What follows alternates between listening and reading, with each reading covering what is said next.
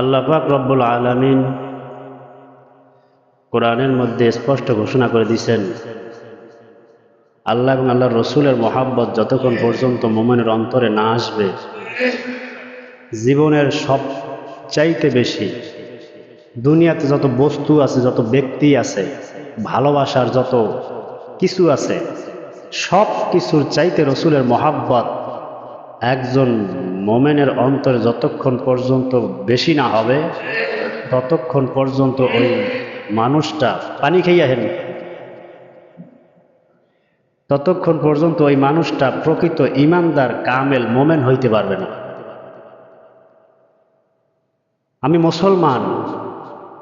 মুসলমানের ঘরে জন্ম নিয়েছি, রসুলের মহাব্বত যদি আমার অন্তরের মধ্যে না থাকে, তাহলে আমি প্রকৃত ইমানদার হইতে পারবো না।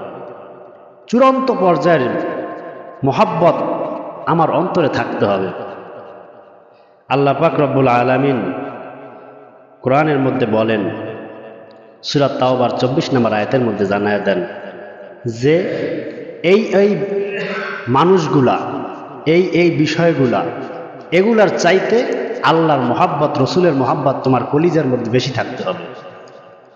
অন্যথায় তুমি ইমানদার হইতে পারবা না, প্রকৃত মোমেন হইতে পারবা না। আল্লাহ তাআলা বলেন, কুল ইন কানা আবাউকুম ওয়া আবনাউকুম ওয়া ইখওয়ানুকুম ওয়া আজওয়াজুকুম ওয়া আশীরাতুকুম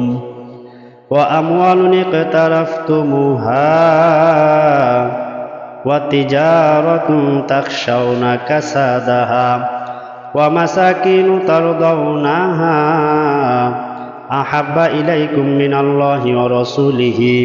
ওয়া জিহাদিন ফি সাবিলিহি ফাতারাব্বাসু হাত্তা ইয়াতিয়াল্লাহু বিআমরিহি ওয়াল্লাহু লা ইয়াহদিল কওমাল ফাসিকিন।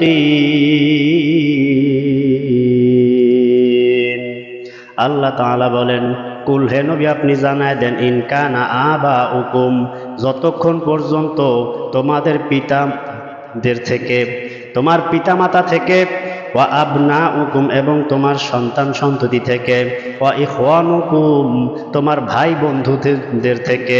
ওয়া আজওয়াজুকুম তোমার স্ত্রী বর্গ যারা আছে তাদের থেকে, ওয়া আশিরাতুকুম তোমার গোষ্ঠীর লোকজনদের থেকে, তোমার বংশের লোকজনদের থেকে, তোমার দলের লোকজনদের থেকে, ওয়া আমওয়ালিন ইকতারাফতুমুহা তোমার ধন সম্পদ যা কিছু তুমি অর্জন করছো, জমা করছো, কষ্ট করিয়া মাথার ঘাম পায়ে ফেলাইয়া, এই অর্থ সম্পদের চাইতে যতক্ষণ পর্যন্ত, ওয়া তিজারাতুন তাখশাউনা কাসাদাহা যেই ব্যবসা বাণিজ্য তুমি করো, এই ব্যবসা বাণিজ্যের লস খাওয়ার ভয় তোমার অন্তরে আছে, এই ব্যবসা বাণিজ্যর থেকে, ওয়া মাসাকিনু তারদাউনাহা এবং তুমি যে বাসস্থান নির্মাণ করছো, ঘর বাড়ি বানাইছো কত সুন্দর করিয়া, এই ঘর বাড়ির মহাব্বত তোমার অন্তরের মধ্যে কত বেশি, এই ঘর বাড়ির চাইতেও যদি আল্লাহ তাআলার মহাব্বত তোমার অন্তরে না হয়, আহাব্বা ইলাইকুম মিনাল্লাহি ওয়া রাসূলিহি আল্লাহ এবং আল্লাহর রাসূলের মহাব্বত তোমার কলিজার মধ্যে বেশি না থাকে, ফি ওয়াল জিহাদ ওয়া জিহাদি ফি সাবিলিহি এবং আল্লাহর রাস্তায় জিহাদ করা যদি তোমার কাছে পছন্দনীয় না হয়, ভালোবাসার না হয়, আল্লাহ এবং আল্লাহর রসুল যদি তোমার কাছে মহব্বতের না হয়, আল্লাহ তাআলা বলেন, ফাতারাব্বাসু তবে তোমরা অপেক্ষা করতে থাকো, হাত্তা ইয়াতিয়াল্লাহু বিআমরিহি আমি আল্লাহ তাআলার পক্ষ থেকে নির্দেশ আসা পর্যন্ত। আল্লাহ তাআলা বলেন, ওয়াল্লাহু লা ইয়াহদিল কওমাল ফাসিকিন আমি আল্লাহ তাআলা কোনো ফাসিক সম্প্রদায়কে রাস্তা দেখাবো না। এ দুনিয়ার মুসলমান ইমানদার, আল্লাহ তাআলা এই আয়াতের মধ্যে স্পষ্ট জানায় দিয়েছেন, পিতার থেকে, মা বাপ থেকে, ভাই থেকে, বন্ধু থেকে, আত্মীয় স্বজন, পাড়া প্রতিবেশী, দলের লোক, বংশের লোক যারা আছে, তাদের সবার চাইতে তুমি যেই ধন সম্পদ কামাই করো, জোগাড় করো, অর্থ সম্পদ জোগাড় করছো, কত টাকা পয়সা ব্যাংক ব্যালেন্স বানাইলা, এত কষ্ট করিয়া মাথার ঘাম পায়ে ফালাইয়া, এই ধন সম্পদের চাইতে, তোমার ব্যবসা বাণিজ্যর চাইতে আল্লাহ এবং আল্লাহ রাসূলকে যতক্ষণ পর্যন্ত বেশি মহাব্বত করতে না পারবা, আল্লাহর দ্বীন প্রতিষ্ঠার জন্য যতক্ষণ পর্যন্ত জিহাদের ময়দানে যাওয়া তোমার কাছে পছন্দের না হবে,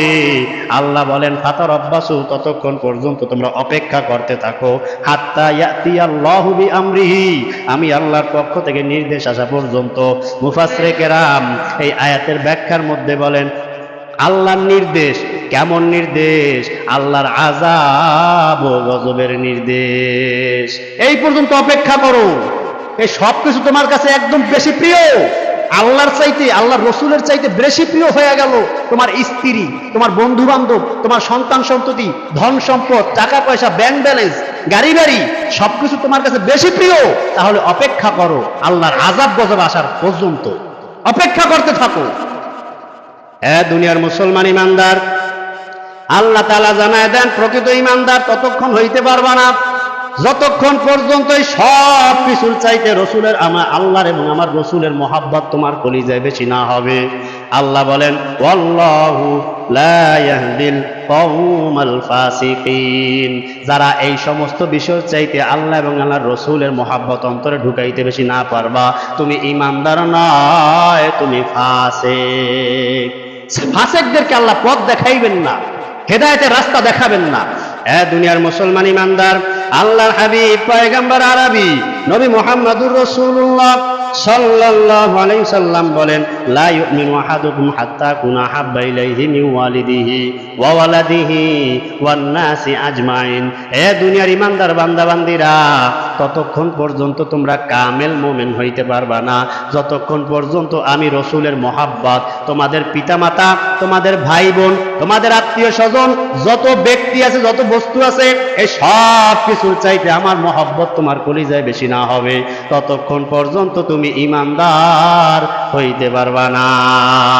আনাস রাদিয়াল্লাহু তাআলা আনহু বলেন একদিন আল্লাহর হাবিবের সঙ্গে আমরা চলাফেরা করতেছিলাম, হাঁটতেছিলাম, এমন সময় ওমরও তার সাথে ছিলেন।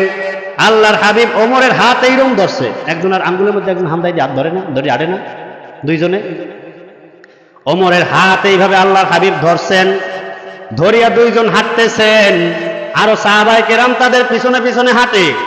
এমন সময় আল্লাহর হাবিবকে ওমর ডাক দিয়া বলেন ইয়া রাসূলুল্লাহ, ইয়া হাবিবাল্লাহ, আমার জীবনের থেকে, আমার জীবন বাদে আর যত কিছু আছে এই সব কিছুর চাইতে আপনাকে আমি ওমর বেশি মহব্বত করি।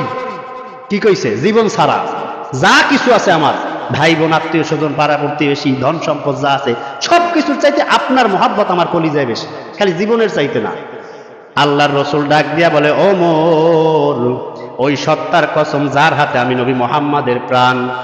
ততক্ষণ পর্যন্ত তুমি কামেল ইমানদার মোমেন হইতে পারবা না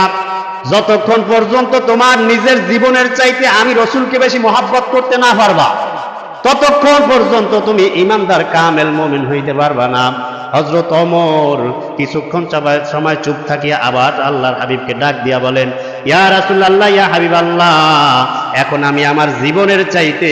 বেশি আপনাকে মহব্বত করি। আল্লাহর রসুল বলে ওমর, এখন তুমি কামেল মুমিন হইছো, এখন হইছো, এতক্ষণ ছিল না, এখন তুমি মুমিন হইছো, প্রকৃত মুমিন এখন তুমি হইছো। দুনিয়ার মুসলমান ইমানদার, সাহাবায়ে কেরাম আল্লাহর হাবিবকে কি পরিমাণ ভালোবাসছেন। তাম দুনিয়াতে যত মানুষ কিয়ামত পর্যন্ত আসবে, আসতেছে, এই সমস্ত মানুষের ভালোবাসা যদি এক পালায় রাখা হয়, আর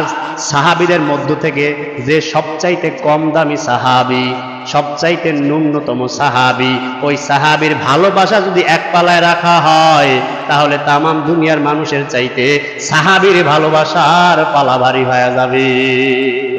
সবচাইতে বেশি হয়ে যাবে। তামাম দুনিয়ার মানুষের মহব্বত যদি এক পালায় রাখা হয়, কতটা ভালোবাসছেন সাহাবায়ে কেরাম রসুলকে, কতটা মহব্বত করছেন সাহাবায়ে কেরাম, যেই ভালোবাসার দৃষ্টান্ত স্থাপন করে গেছে, কিয়ামত পর্যন্ত কোন মানুষ সেই দৃষ্টান্ত স্থাপন